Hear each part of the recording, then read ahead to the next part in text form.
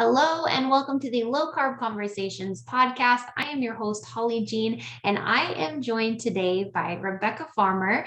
And Rebekah is from Tailored Keto Health, and she is a certified health and life coach. And she's really just an all around inspiration. So I'm really excited to have her on to the show today. Welcome to the show, Rebekah.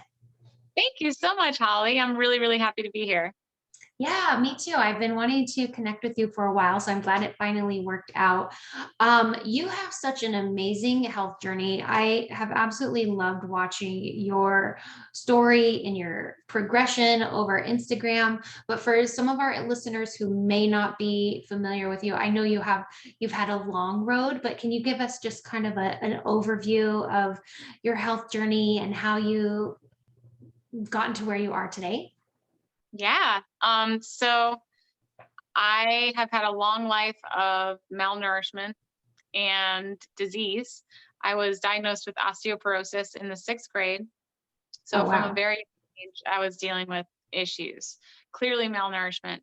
I was getting sick on a regular basis. I was always being put on antibiotics, different medications. I got asthma when I was, probably 5 or 6 years old, just really young. In seventh grade, I ran into severe mood disorders such as ADHD, OCD, narcolepsy, depression, insomnia, anxiety, and those were really hard. I mean, it just took over.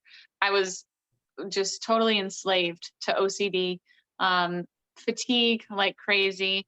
I was put on medications at that time, Adderall, clonazepam, and Ambien, and I was told to take those for over 13 years. And I just kept increasing the dosages until I got to the point where they were no longer even bandaging it. They weren't even covering up the problem. Um, and so right after high school, I started running into suffocation attacks where I just literally couldn't breathe. My fists would be so clenched, I couldn't even open my hands. And I would end up in the emergency room. And that happened over and over and over again to the point where I had to move back in with my parents. The relationship I was in fell apart. And, I was in the deep end of my career trying to grow in real estate, and like that's when all my friends were getting married and having kids, and then everything just shut down. So that's when I decided to get off of the medications and work with functional medicine doctors, and I was diagnosed with chronic Lyme disease, and then they uncovered a plethora of autoimmune diseases. I've been diagnosed with over 10 autoimmune diseases. Wow. And then the very last thing that truly threatened my life, and a lot of people will see my transformation photo. The reason I got down to 69 pounds was due to a chronic C. diff infection. C. diff is a bad bacteria that takes over the good bacteria of your gut, and I believe that I had this long before I was diagnosed with it, because I remember when I started losing weight, like I couldn't keep it on. And people kept saying, well, you're doing the ketogenic diet. Of course you're losing weight, and you have an eating disorder. And I've been misdiagnosed with an eating disorder many times. So that was, that's brings me to 2019 in May. I was no longer in contact with my family. There was so much drama, and it was toxic. It was just really heartbreaking. The relationship was broken just because they didn't understand what was wrong. And it was scary for them to see their daughter wasting away. Um, so I moved to Illinois. I met someone. It was a really dumb decision. And here I am, 69 pounds, too sick to work, not in contact with my family. And he ends up being a narcissist. And it was a very scary, hard situation. And I was in my third emergency room back to back in May of 2019. And I was literally asking them, please keep me here because I can't go home to that guy. And also, please treat me with it. I asked them to put me in the eating disorder unit because I could not seem to gain weight. I was dealing with ulcerative colitis, so involuntary throwing up when I ate. It's like I truly felt that was it. And so they told me they had to remove my colon and hook me up to a feeding tube because the C. diff had seeded in my gut. So I was resistant to 13 rounds of antibiotics, 3 fecal transplants. I was still resistant. The C. diff was still taking over. And I did a lot of other stuff too, by the way. For the Lyme disease, I did ozone therapy, IV treatments, you know, more money on supplements than I've spent on my car, like just everything. But I was getting worse and worse. Nothing even helped. So in that emergency room, that's when I decided I was going to do carnivore instead of keto. But this time around, it was not as strict, and it was really using my critical thinking skills and, actually surrendering to what God wanted for me. I was doing keto for over 15 years, and I think that it's a really great way of eating for a lot of people. But that was not enough for me. And I was holding on to a lot of things.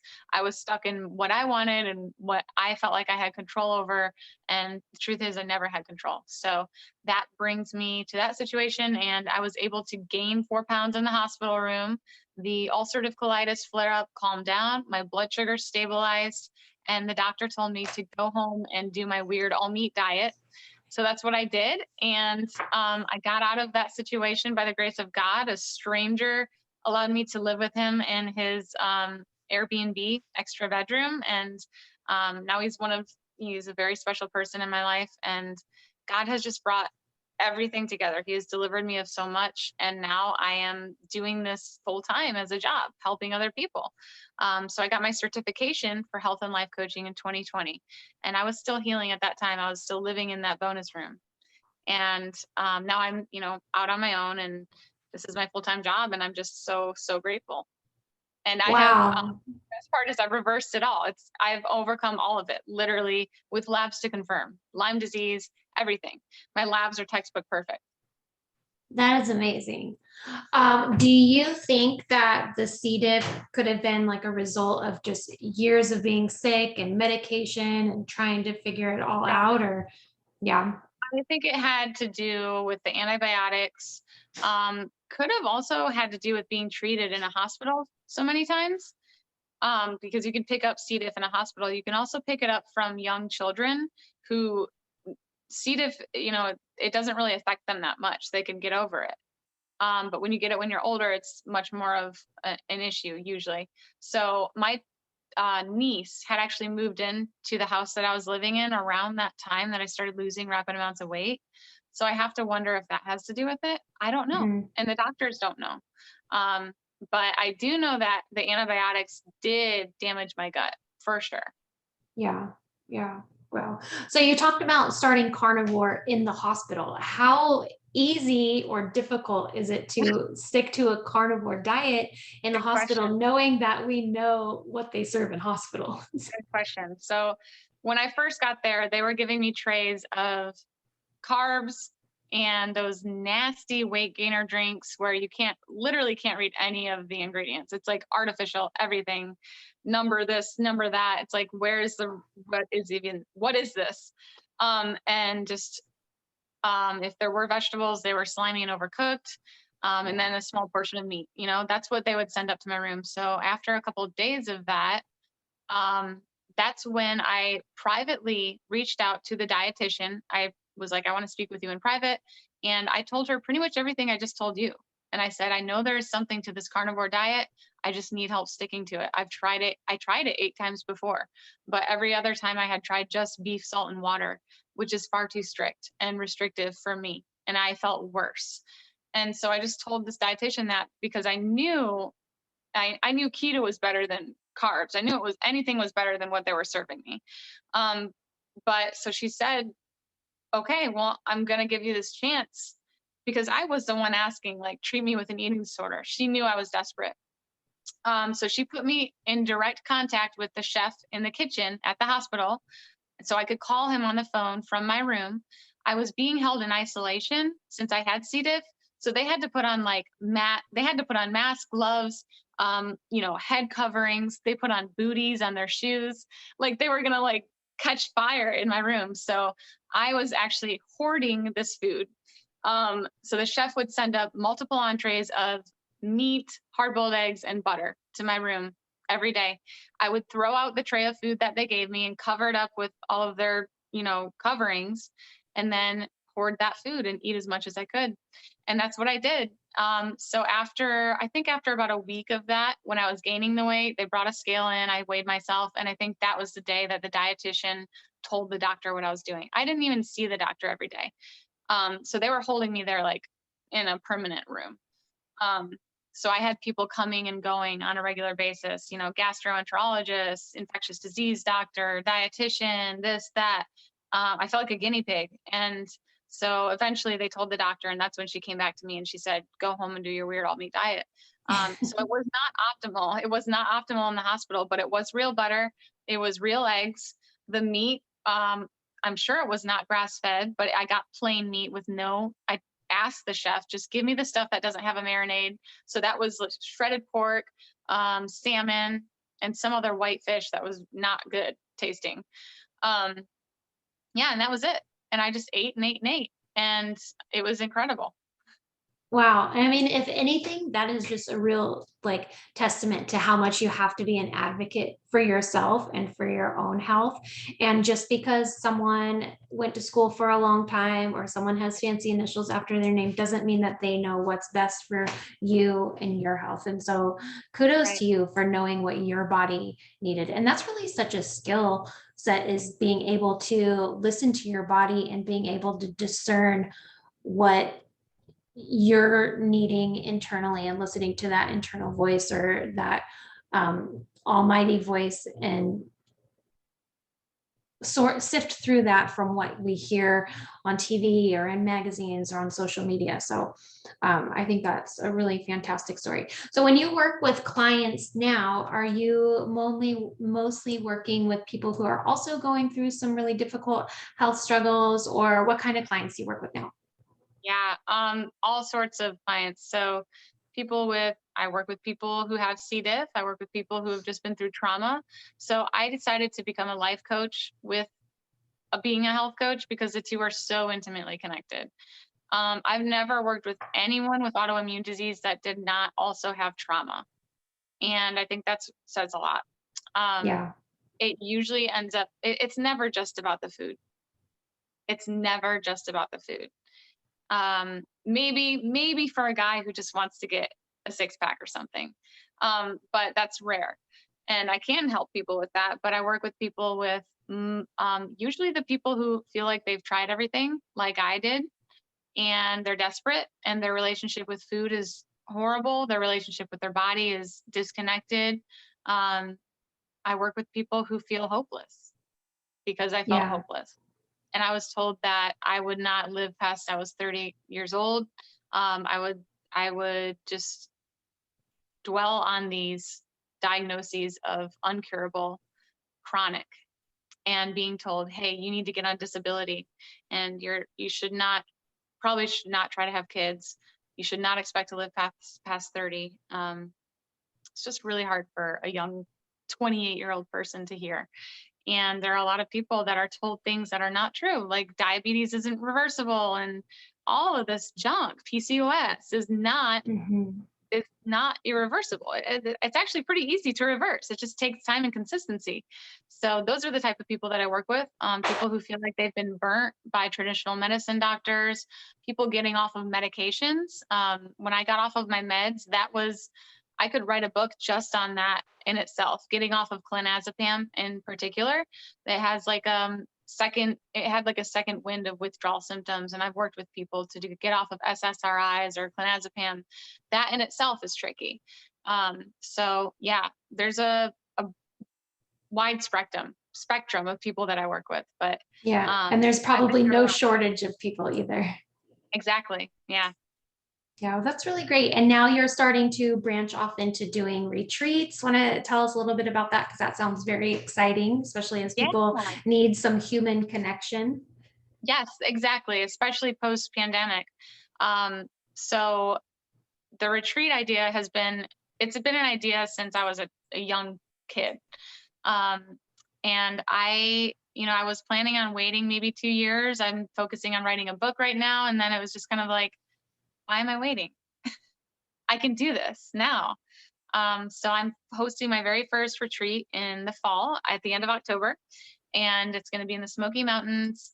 And basically, it's just all the food is going to be Billy Doe meats. This is a shameless plug. They are the meat. This is the meat that I ate healing. They are the best. They are halal. Um, It's incredible quality, non-aged meat. So it's going to be all that. We're going to learn how to cook a lot of different cuts that people are intimidated by, like organs. You know, how do I cook heart? How do I handle liver? How do I cook these large cuts like a lamb shoulder that's like 9 pounds? That can be really Hmm. intimidating. So we're going Right. to do that. We'll also have other foods that are not in the animal kingdom because I'm not strict. And we're going to talk about how to choose those foods. We're going to talk about the mechanisms behind why we eat what we eat so that we can understand our bodies at a systemic level and gain that intuition and understanding. We're going to talk about leptin sensitivity and fat adaptation. And then there will be hiking, obviously, enjoying the outdoors. It's going to be in like a mountain mansion. There are 2 hot tubs, 48 beds. So it's also just a time to just be filled up. And then the most important part, in my opinion, is going to be the community aspect. It's around 10 people, and I plan on always doing a somewhat intimate setting.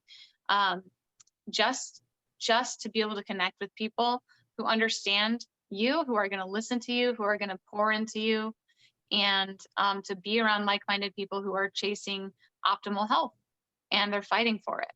And That sounds awesome. amazing. Yeah. Sounds so amazing. Are you still accepting signups for that? I am. Yeah, I have a couple of Okay, spots good. up. Yeah, Okay, good. I'll make sure to link that up in the show notes so thank you. anyone listening can hop on in on that because that really does sound amazing. Who couldn't use Yeah, some time in the mountains with like-minded people right now? All right, I want to jump into this first article that we have today. And this one is from the North Texas Daily, and it's talking about why fad diets are a bad idea.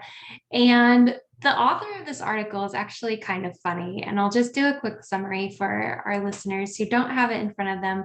But it talks about how going on a diet is like getting married. It seems like a good idea at the time, but a lot of people regret it after the first week. But he talks about how fad diets can range from extreme, and listed under extreme are like vegan and carnivore, to ridiculous, which is something called an air diet, that where you only breathe air, but for some reason it allows Big Macs. So some diets can be oh, totally ridiculous. But what I liked about this article is that I feel the author made some good points about how frustrating it can be for people to start diets and how confusing it can be to try to separate truth from fiction when it comes to nutrition advice. So Rebekah, have there been any fad diets you've tried along the way in your life that have been just ridiculous or helpful, or what has been your experience with fad diets? I know that carnivore has been a lifesaver for you, literally, but it is still considered a fad diet. But have there been any other ones you tried? I know you mentioned keto. yeah. So I grew up doing keto. I was keto for 15 years and probably paleo before that. My mom, thank God, she did not have a lot of sugar in the house. We were not allowed to drink pop. We didn't have fruit roll-ups. I would eat junk when I went to my friends' houses, and then I would Mhm. get sick. So I was into paleo. I was very into paleo. I used to eat salads the size, from a popcorn bowl, the giant salad every day, tons of sweet potatoes, tons of turmeric, which ironically, those are all things that contain the anti-nutrients that were hurting me in the end. So everything, you're right, carnivore is a fad diet, but I've really benefited from it. I've never done veganism. I've never done plant-based. I never saw the sense in that. Um, I will say my mom and dad got into the alkaline diet for a little Mhm. while, and I read the book that they got, and I didn't start doing it, but I did kind of like dig into it. And I would say that was the most fad thing just because it doesn't work that way. Like our stomach acid is so much, it's not that simple. So that to me would be the most defined as a fad diet. What about you? Oh, I think I've done them all. So this is Really? terrible, but probably in my early 20s, I used to list fad dieting as one of my hobbies. So, because I thought that was cool. I just Wow. wanted to do all the diets. Um, and I think it was just boredom. I didn't really have a weight problem until after high school, and I stopped playing sports because I'd always played sports. So I did gain some weight after high school and college, but then I discovered the Atkins diet then, and like that changed my life. So aside Wow. from that, I haven't really done anything probably in the last 20 years that would be considered fad diet. Yeah, but I know there are just some really weird ones out there. And it's just, I think it just goes to show that how confused we are as a society when it does come to nutrition. And it really is, like, it's sad that the things that we are eating that are considered fad diet, like paleo or keto or low carb, like at what point do we stop calling them a fad? Because they've been around for a long time, True. and a lot of people are seeing health benefits and like amazing stories of recovery and healing. Yeah. So I think it I'd depends. like to know what defines a fad.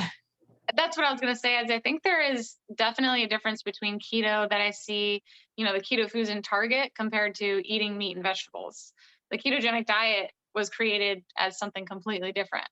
And Right. that was not a fad, that was for epilepsy. But what it's become now, as it is selling in Vitamin Shop and GNC, that to me is a fad. Yeah. Well, it just becomes like a marketing gimmick, you know. It's like, Right. oh, well, let's capitalize on this. Like I remember Right. talking to a friend once who was doing the bulletproof coffee thing, but not changing Mhm. anything else about her diet. So she was still eating a bunch of candy and junk food and whatever, but doing bulletproof coffee, thinking, oh, this is what people are saying is healthy. And then her lab markers went all crazy and she gained a bunch of weight. And I said, well, yeah, you can't drink butter for breakfast and then have like fast food for lunch Oh my and God. order pizza for dinner. Like that's a recipe for disaster right Yeah. there. Yeah. That reminds me of I went on a retreat once, a health retreat. It was a keto retreat, and I was a helper. So I was sneaking into the garage, had all these outdoor refrigerators with all the treats. And I would clean up and get like, probably like 8 extra servings of this stuff throughout the day. And I was spiking my blood sugar without realizing it. I was just taking in too many carbs. And then I was also filling up on a ton of fat, and I gained so much weight, and I really paid for it. So yeah, you can't combine things. It just doesn't work that way. Right. Well, and I think that's probably a disservice for people that go on and say, "Oh, I lost a bunch of weight doing keto," or they promote the idea of the diet without talking about the mechanism of how the diet actually works. You know, because there actually is some science behind it that's important for people to understand. Because you can't be. I used to work in a gym and did nutrition in a gym, and I can't tell you how many clients who I'd ask like, so how are you eating now? They'd be like, oh, well, I'm like keto-ish or mostly keto. And it's like, there's no ish or mostly. Like you either are or you aren't. So we Yeah, need to figure exactly. that What are out you here. eating? Yeah. Exactly. I had someone who said, "Oh, I eat really clean. My wife's a vegan, so we eat really clean." And I look at like Food Journal, and it's Mike and Ike's and candy for breakfast because those are vegan candies. I was like, No. Or like, I don't eat a lot of sugar. I eat cherries, and it's like all sugar, like, yeah, that's funny. That's funny. Well, I'll just kind of wrap up this article. He did end on this. I'm sorry, I keep saying he and she because I'm not really sure who wrote the article. But That's it okay. says you don't have to deprive yourself of entire food groups to feel better. Instead, pay attention to what you eat and start by making small changes, like ordering water instead of soda with your meals, and try not to overdo it on fast food. And I guess that in general, if very general terms, is decent health advice if you're not trying to move the needle very far in one direction or another. But more significant changes need to take place if you're looking for Definitely. more significant health improvements.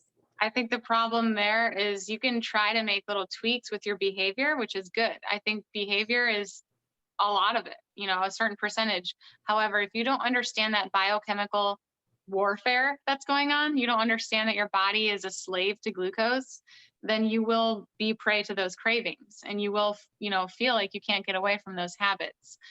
So it's not just a matter of willpower or white knuckling through things that could really just make it worse. So yeah. Yeah, absolutely. Like, definitely you have to break the cycle there. This next article is a fun one, and it's called Get the Facts About Low Carb Diets. So since we're talking about fad diets, and low carb is sometimes considered to be a fad diet, depending on which camp you talk to. This article says that low carb diets have become increasingly popular, but carbohydrates play an essential role in a balanced, healthy diet. When it comes to this particular dieting trend, do you know fact from fiction? And I think my favorite quote is from Dr. Mark Hyman, and I will never forget this. He says it all the time, it's in all his books, but there are no essential carbohydrates. Yeah. Boom. I know. It's like, there, we're done with that article. But Yeah. really, I think this is an important thing because I mean, especially like our show is called Low Carb Conversation. So I get questions about this all the time about the argument of whether or not carbohydrates are good or bad for you. And again, like I think this answer isn't really necessarily black or white because it depends on what kind of carbohydrates, what is your current state of health and metabolic health, and again that bio individuality, because not all carbs are bad for all people. Mm-hmm. But the funny thing, like, we're not funny, but the first thing it says here is that carbs are an empty calorie, and it says false. It says carbohydrates are your body's main source of energy, but they're not all the same. Some, like refined sugars, white bread, and white rice, offer calories but not a lot of nutrients, so they're often called empty calories. But other carbs, like those found in fruit, milk, and whole grains, are packed with vitamins and nutrients that your body needs. Do you agree with this, Rebekah?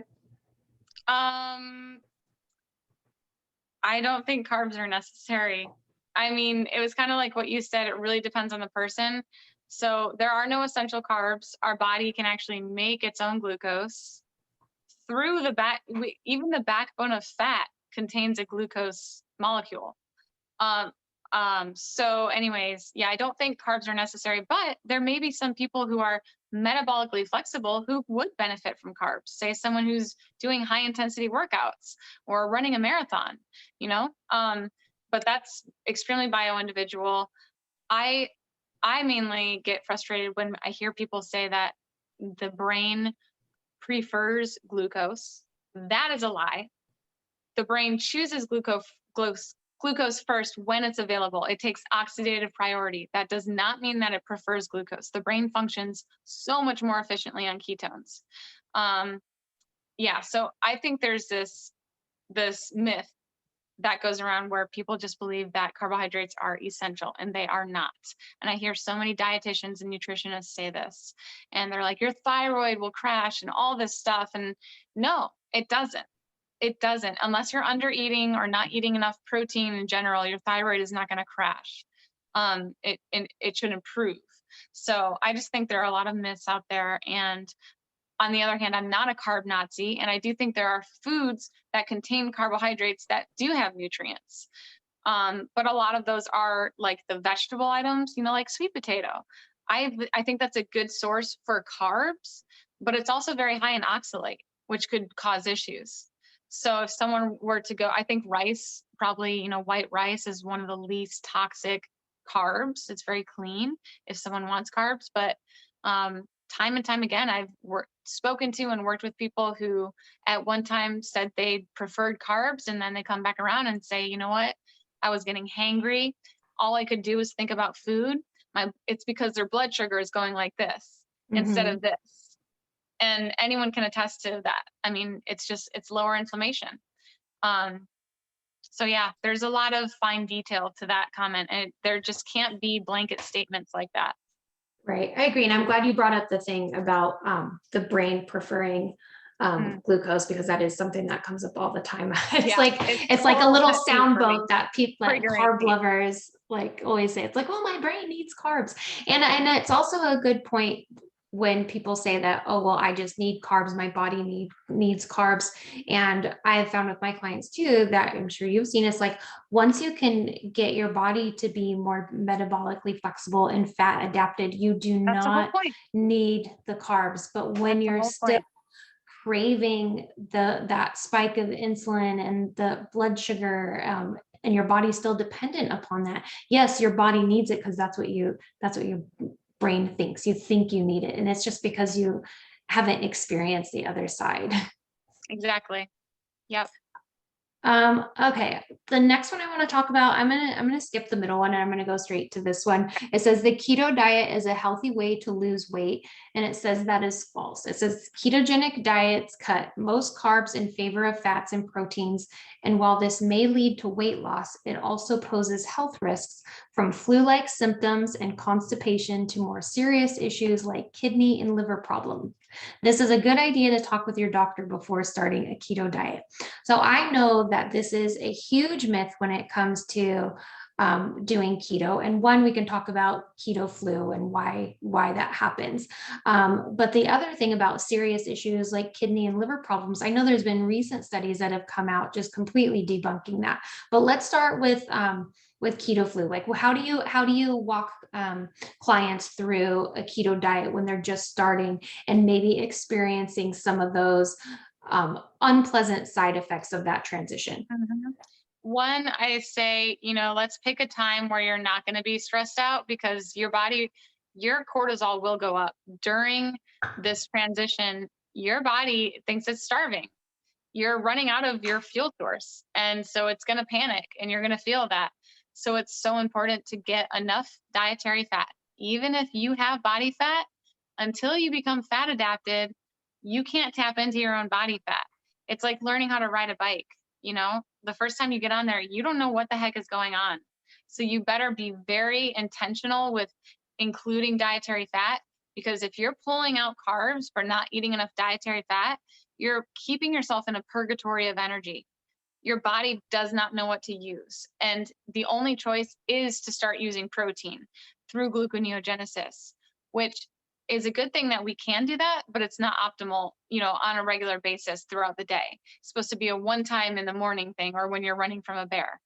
And that's where a lot of people get stumped. I've worked with people who have been carnivore for 16 years and they're still running on glucose because they never understood fat adaptation and becoming metabolically flexible. It has to do with your central nervous system, your hormones, your behaviors, your lifestyle as well can play into becoming fat adapted.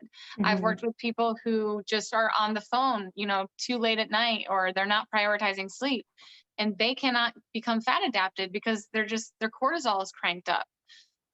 So the fat, keeping up the electrolytes, because you're going to be dumping your sodium with the carbs, carbohydrate. And then, yeah, I think those are the main things. So just I tell them, prepare to feel sluggish and fatigued, because that's your body is conserving. So this is the time to not be afraid of fat, and to take it easy. Yeah, because that's going to help get through the cravings. Like essentially, it is kind of like going through withdrawal symptoms. Um, Yes.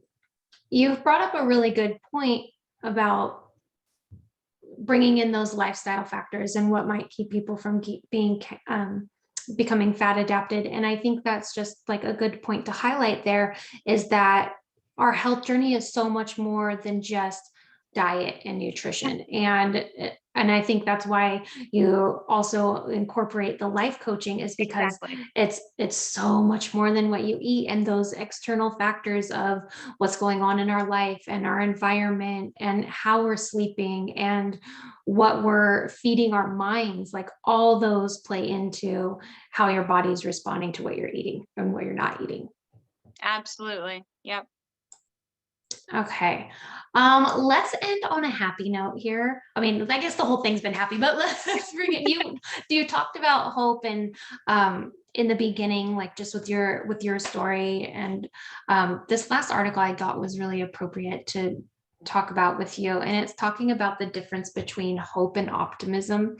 And this article is from The Atlantic, and the author believes that hope is more important than optimism, stating that optimism often isn't the best way to improve your well-being, and that research is showing that hope is far more of a potent force. With your healing journey, how did hope play a role for you? Because I imagine it is just a roller coaster and a whirlwind and all sorts of directions. And so how did you stay focused on hope, and how did you keep going when it's like the healing journey is, people think of it as linear, but we know that it's dips and peaks and valleys and stuff. So how do you hold on to hope when you're really in the trenches of your healing journey? Yeah. Um, I love this question. I mean, we could just get so into optimism versus hope, but hope to me is when you have an anchor. Optimism is just, trying to change your mindset and trying to look on the bright side, trying to find the silver lining. Gratitude practice, I consider all those to be optimism, which is great. And that does make changes, with neuroplasticity. But hope is deeper.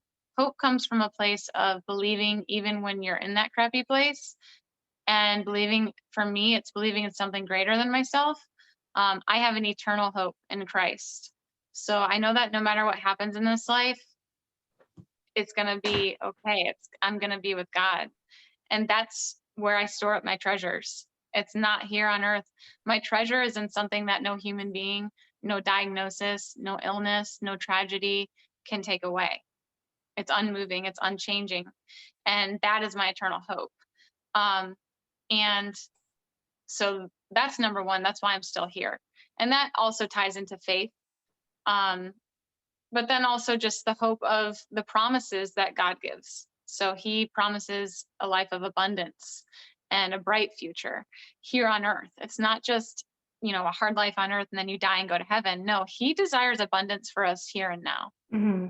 And that really convicted me to not settle with those diagnoses, because I know that what God's word said about me and what those doctors said about me did not match up. And I had to believe one or the other. And I had to start claiming one or the other. And when I decided to really believe and build my life and my thoughts and reframe my mind and the way that I speak upon God's word, that filled me with hope. And I started to heal, and that gave me momentum. So I think hope is just being able to hold on to that idea that it's not for nothing, that it's not Mm-hmm. worthless, that there is meaning behind any struggle that you're going through. I promise you that God can use it to grow you. He often is using it to grow you. But it's always going to be our choice, to sit still or to do something with it. So yeah, I hope that wasn't too much. No, that's great, because I feel the same. I have the same beliefs, and I often like to think of it as without faith and without that foundation and the anchor, as you call it, is that you can't have hope. You can have optimism. You can hope, like you can cross your fingers and wish for the best, but it is that foundation and that rock of building faith in something bigger that produces hope. Yeah, And hope is not without that. So I produces agree. hope. Thank you for sharing That's a that. key word. Yeah. Yeah, that's a good way to share it. The article goes on to say that hope and optimism can go together, but they don't have to. So I don't think this was a faith-based article, but it says you can be hopeless. You can be a hopeless optimist who feels personally helpless, but assumes that everything will turn out all right. And you can be a hopeful pessimist who makes negative predictions about the future, but has confidence that you can improve things in your life and others. Either So way, there's a missing component. That's all I have to say. exactly. Well, this has been a really awesome conversation. I'm so glad we got to Me connect. too. Where can our listeners find you? I know you're active on Instagram. So you want to throw out your handle there and share anywhere else that our listeners can find you? Yeah, so Tailored Keto Health is my Instagram. And my website is tailoredketo.health. And so you can find me there, and my email is linked there. So yeah. Okay, I will be sure to link up your social and your website in the show notes, along with information on your retreat and Thank you. coaching, in case someone out there is listening and they feel like they're really in the trenches and looking for a coach who can really walk alongside of them and pour into them with hope, while they walk through that journey. So we'll make sure we link your coaching stuff there as well. That is the end of today's episode. Our theme music is created by Andrew Bowden, and production services are by Kevin Kennedy Spain of Disc of Light Media. Have a great week, everyone. Thank you.